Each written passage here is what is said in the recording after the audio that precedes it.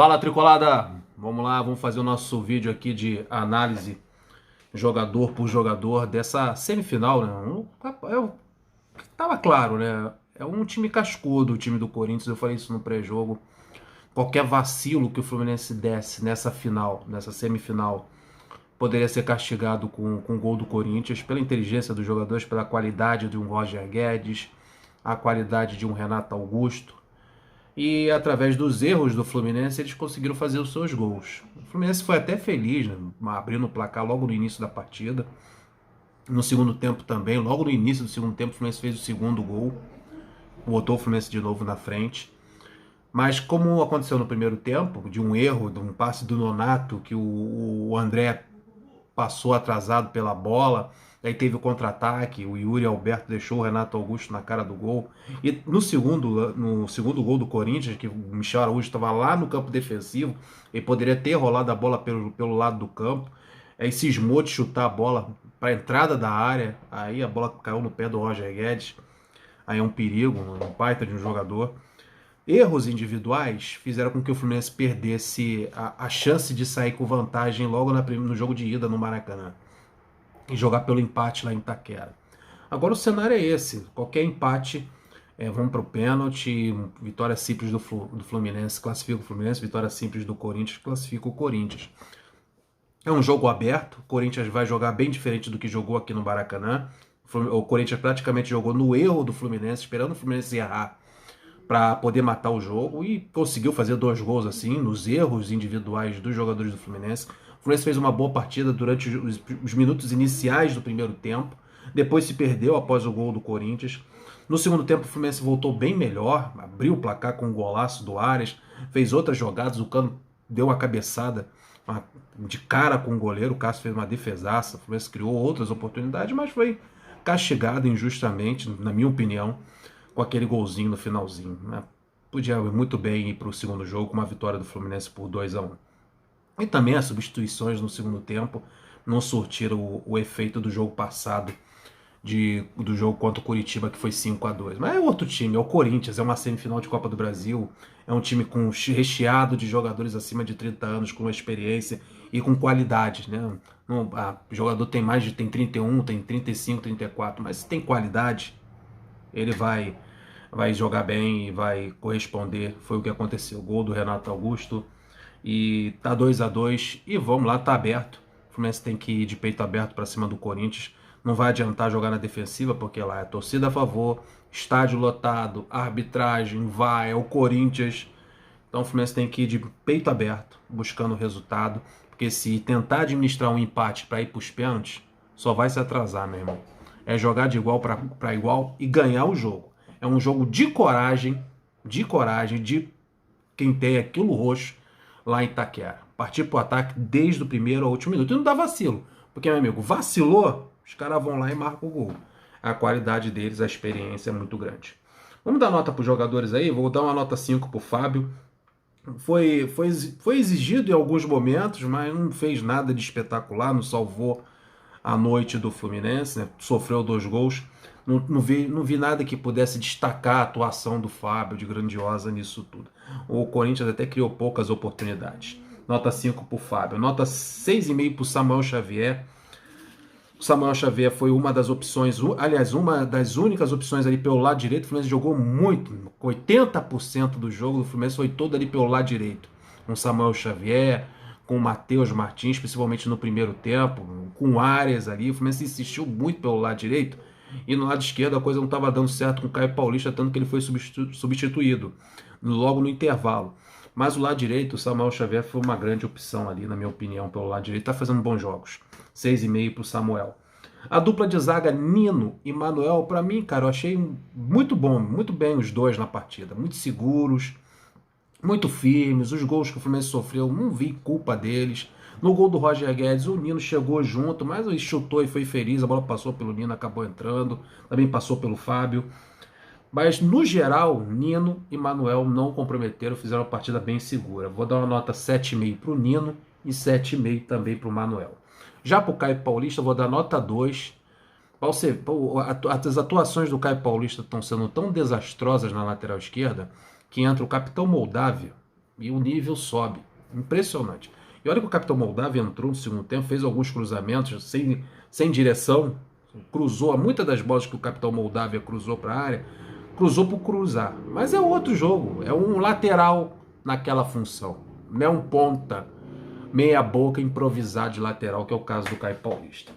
Diniz, acorda, meu irmão. Nota 2 pro Caio Paulista.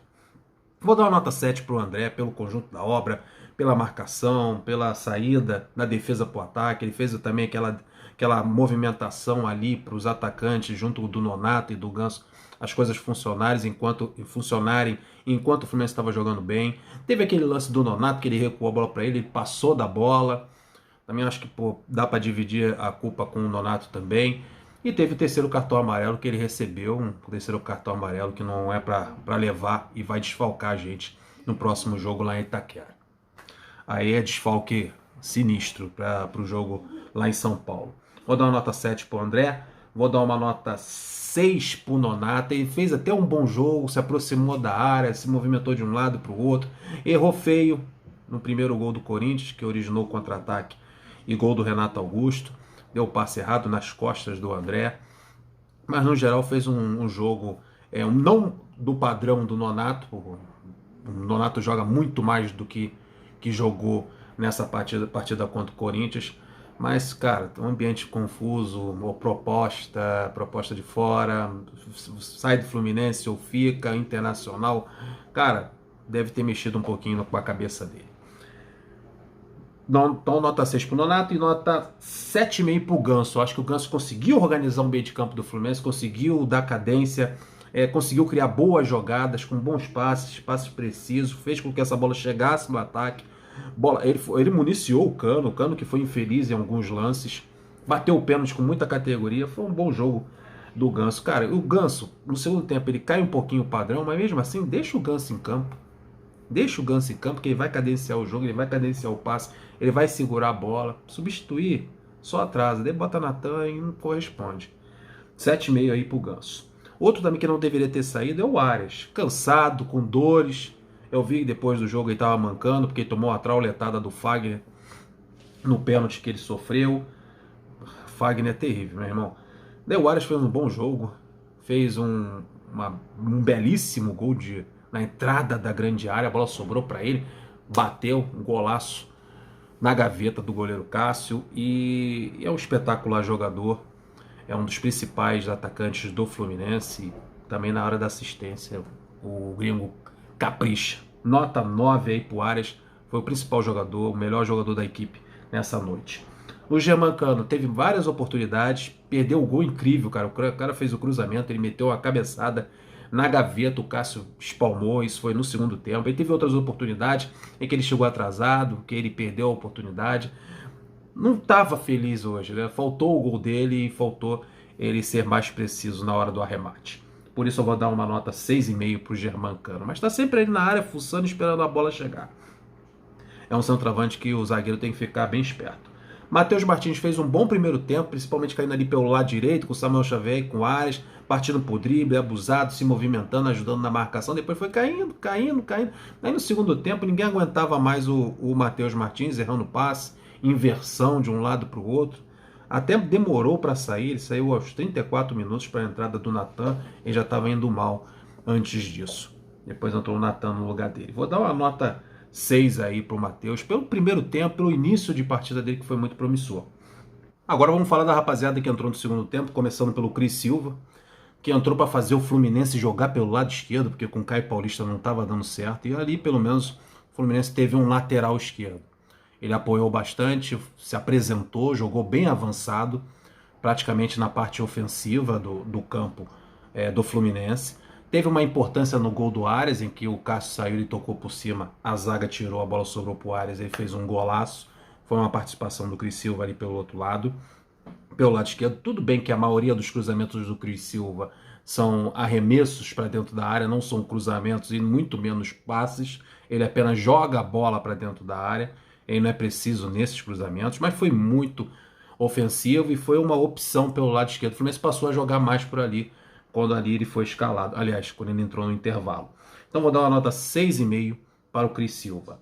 Uma nota 5 para o Martinelli, que entrou na posição do Nonato para fazer o Fluminense se movimentar um pouquinho mais. O Nonato foi perdendo o ritmo, foi perdendo a velocidade e a intensidade.